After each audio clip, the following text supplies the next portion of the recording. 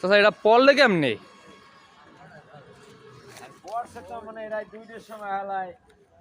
মাছের গাড়ি না? হয় তো ট্যাঙ্কি দিয়ে এত তো মাছ হিল হয়।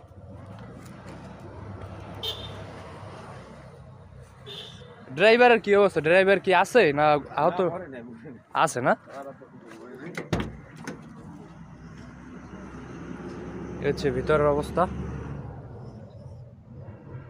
ড্রাইভারের নাকি তেমন কিছু হয় না, জীবিত আছে ড্রাইভার, মানে আহত হয়েছে।